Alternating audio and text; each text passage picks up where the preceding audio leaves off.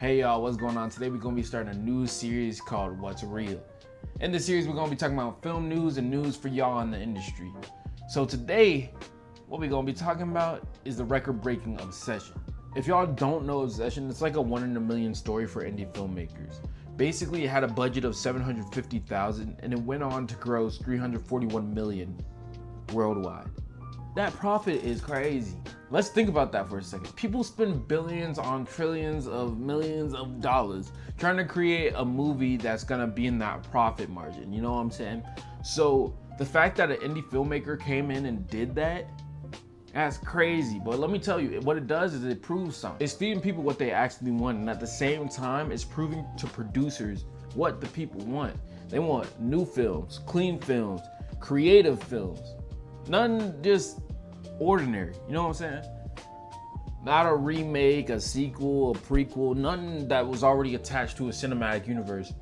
They just want a good story. I think the success of Obsession kind of shows that audience wants something new, like they want original ideas, like something to surprise them. They want to go in not knowing what's gonna happen. Now, don't get me wrong, the box office success is crazy, but that's not really the thing that excites me the most. What really got my attention is basically the idea of the future.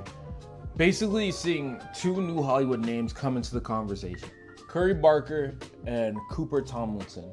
These guys started a production account called That's a Bad Idea, where they posted sketch comedies, short films, basically anything under the sun. They're just two creators making videos, building an audience, and pulling in millions of views.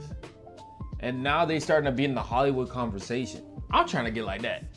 I feel like that's the part that really inspires me, because as a filmmaker coming up today, Hollywood kind of feels like this wall that you can't really get through. Build your audience, make your own projects, and share them to anybody, right? And if they're good enough and you're consistent enough, then you might have a shot. Now, it's not easy. Although some people might think this is kind of like an overnight success, these guys didn't just wake up and end up in Hollywood. Years of work, writing, and filmmaking all went into this. This kind of brings me to what I really wanted to talk about, which was Curry Barker's new film. The film is called Anything But Ghost, and it seems like it's one of those films that takes you one way, but it kind of switches the narrative on you know what I'm saying? The film follows a group of off-brand Ghostbusters as they basically try and fake their way through paranormal events. Until one time, they run into a real paranormal event. Now, I think this is a really cool premise because it can kind of balance the line of horror and comedy, which if you look at That's a Bad Idea, you know that they're really good at both of those genres. To me, this opens up like a bunch of questions like, what kind of ghosts are they talking about? Like, what's the paranormal? You know what I'm saying? Is it like in a house or are they at some sort of graveyard? I'm kind of excited just to see how all this rolls out.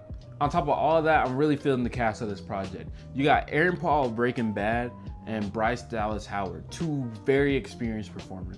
Now, out of this whole entire announcement and project news, what I'm most excited about is this is the first time we're gonna be seeing Curry Barker and Cooper Tomlinson and a Hollywood film together.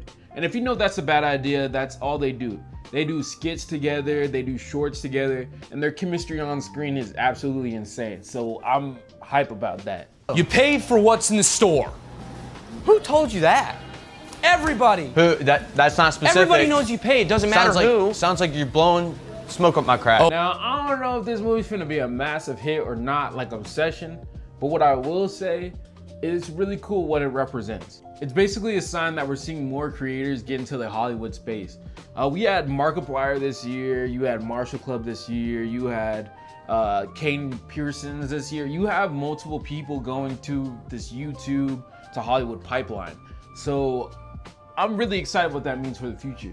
What I will say is if Obsession showed us anything, is that the doors to Hollywood aren't closed. We just gotta make our way in. We're seeing more and more creators and independent filmmakers walk through it. And one day, Dream and Clay finna walk through it too.